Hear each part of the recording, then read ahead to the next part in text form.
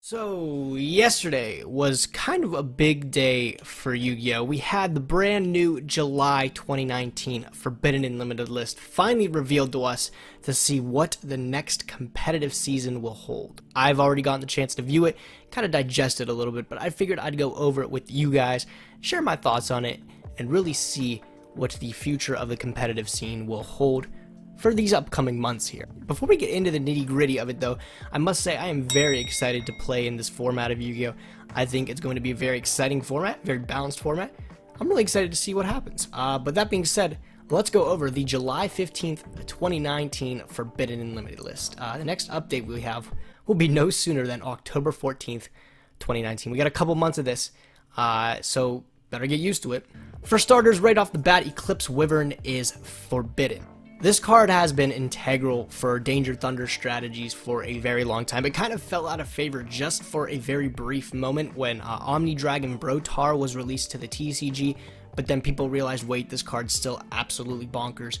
We should still be playing it. Also, this card just gets significantly better when you have access to the prize card, Chaos Emperor Dragon. You have a lot of really nutty combos with that. I'm not surprised this card got forbidden.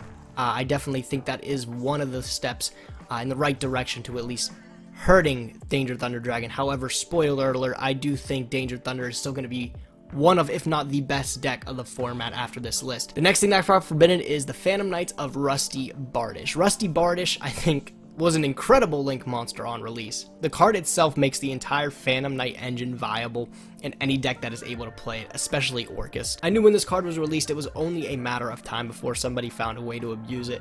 Just the fact that on its own it's able to get you at least a +2 by setting like 2 Fog Blades just by dumping the correct cards. Banning this card does take Orcus to peg down, however I am more than confident that the deck will be able to adapt around not playing Rusty. Some builds actually opted not to play the Phantom Knights.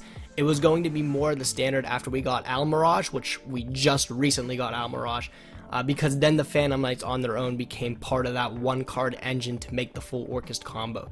I'm happy this card's gone. I think it was probably one of the most powerful Link 3s just ever released.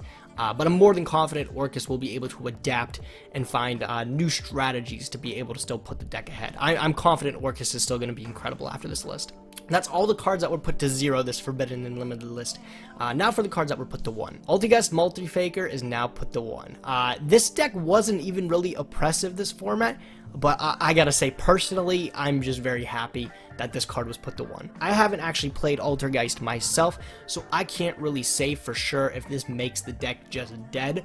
I'm sure the deck is more than viable still, but Multifaker to 1 will definitely hurt your consistency a lot, as I think that's probably the best card in the entire deck. I don't know if people will still attempt to play Altergeist after Multifaker going to 1. I hope not. I don't even like playing against that deck. I don't find it very fun to play against. That is just my opinion. But moving on, we have Black Dragon Collapser, and in that same vein, White Dragon Wyverbuster both put to 1. This is probably, outside of Eclipse Wyvern, the most significant and probably actually like one of the only hits to Danger Thunder on this list. I do think it was a good one though. You have a lot of really good valuable cards in a Danger Thunder list already when you're playing, but if you were to have a baby dragon in your hand instantly goes from like mediocre to just amazing. Putting these both to 1 is a huge consistency hit. I do think you'll still see them both at 1 in a list, just because if you open them you still have full combo.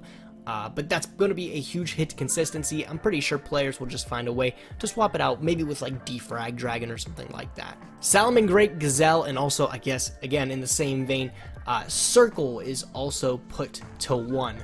A lot of people still have faith in Salamangreat. I'm not surprised because the deck is just incredibly consistent. With Silent Mining still at 3, I'm pretty sure the deck is going to find a way to push on.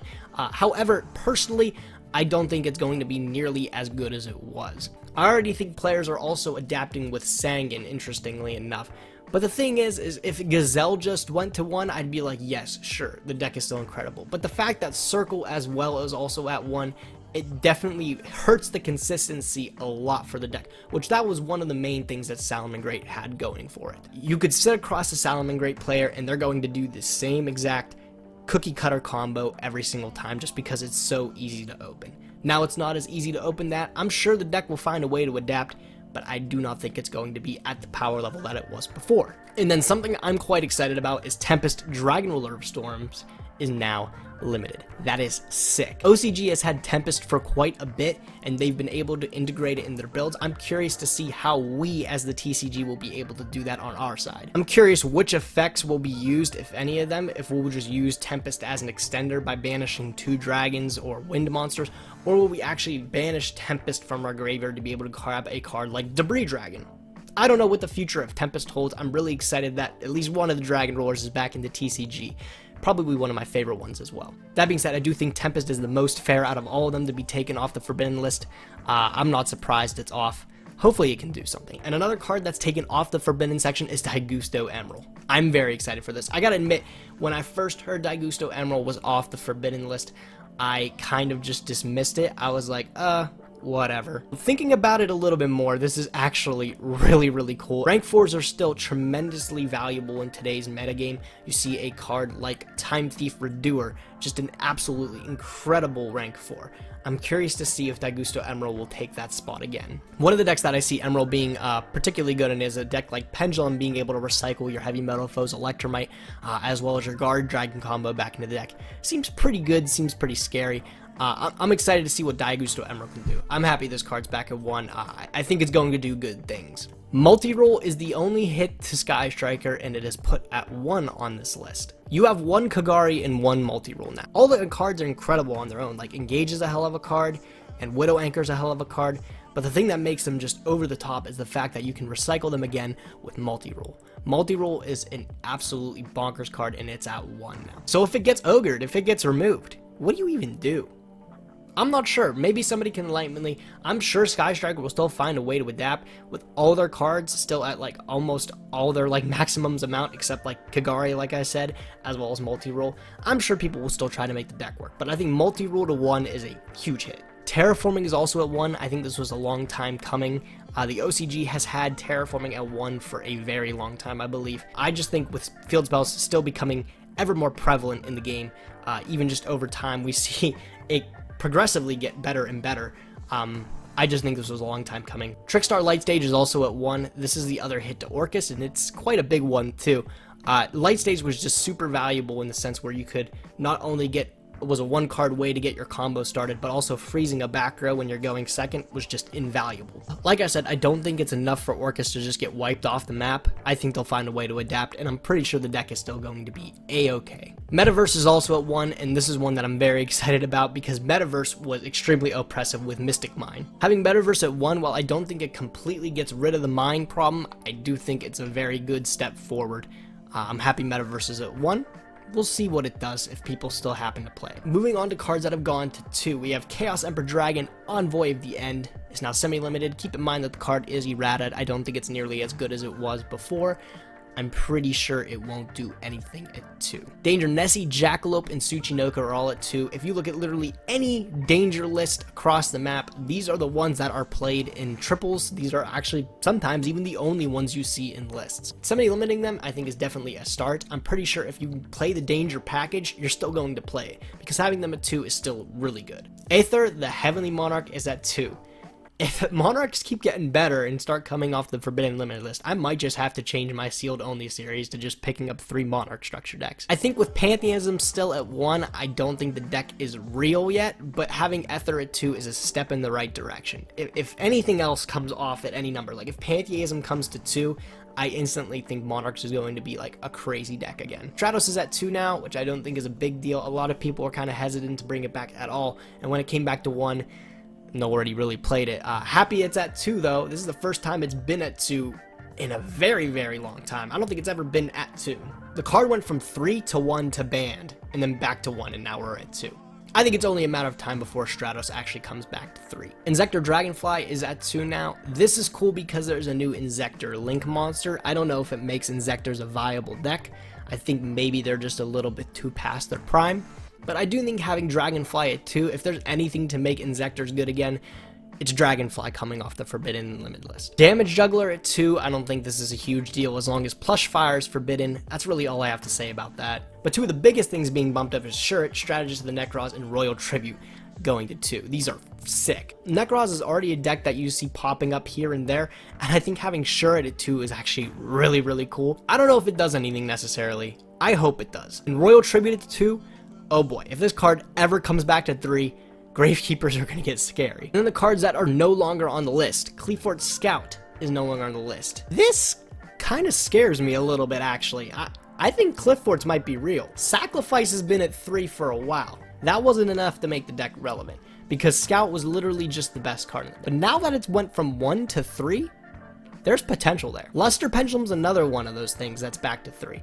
We see Luster Pendulum getting played at 1 in Pendulum lists nowadays because it actually gives you access to all your Guard Dragon plays. It's also just a really powerful card too when you pair it with a card like Purple Poison Magician, where you can pop the Purple Poison Magician. You can out cards like Mystic Mine or just monsters on the field as well. Having it at 3, I think Pendulum builds might actually take advantage of this. Trishula, Dragon of the Ice Barrier, is back at 3 from 1 too. I've seen a lot of people picking up Laval stuff because of Rekindling, which is also at 3. I think if any deck's able to actually hand loop you for 4, it would be the Lavals. I'm curious to see if Lavals can actually do it. Rekindling's a hell of a card. To have that back at 3 is scary. I think the Salamangreat can also take advantage of Rekindle. Dark Hole is at 3 and Monster Gate is at 3. Dark Hole went to 2 for a little bit, I believe, and then they decided it was a little too good and they had to put it back to 1. But now it's at 3. Board clears haven't been too relevant though because they're just really easy to stop. However, the last time we had like Interrupted Kaiju Slumber and Dark Hole at multiple numbers, people took advantage of it. Keep your eye on this one. I would not be surprised if people try to take advantage of all these board wipes that they have access to again. It might just happen. Monster Gate I don't think is a big deal. I can't really think of anything off the top of my head that takes advantage of Monster Gate nowadays. And then the big ones, they always happen to keep them for last. Super Polymerization is at 3 and Solemn Judgment is at 3. Super Poly went to 2 last list, and you see a lot of people taking advantage of Super Poly. Having it at 3, I think, makes it like almost a mandatory like side deck staple. Playing it with Starving Venom Dragon, that's going to be massive to just wipe a couple dark monsters off the field. Your opponent can't respond to it. And Solemn Judgment is awesome. Judgment at 3 is so cool. We haven't seen that since the very, very early days of the game. I'm very excited to see if people actually take advantage of it. I'm sure there will. Altogether, I think there's like 32 changes total on this Forbidden Limit list. And damn, I think it's a great list. What do I think is going to be good this format? I think Danger Thunder and Orchest are still going to be incredible. Salamangreat will find a way. I think Pendulum is especially scary this list, because literally they were not hit at all. If anything, they were actually helped a little bit with Luster Pendulum going to 3. I think last format was still in a great spot where it left off, so I'm excited to see where it picks up with this list. I'm like incredibly excited to play this format. But I want to hear what you guys think. Let me know what you guys think of the Forbidden and Limited list down in the comment section below. Also, if you need to pick up a couple new cards to soup up your deck, maybe you need to pick up another Daigusto Emerald like I have to, be sure to use my TCG Player affiliate link down in the description below. That being said, I'm excited to play Yu-Gi-Oh! This format. What about you guys? Let me know down in the comment section below, and I'll catch you guys next time.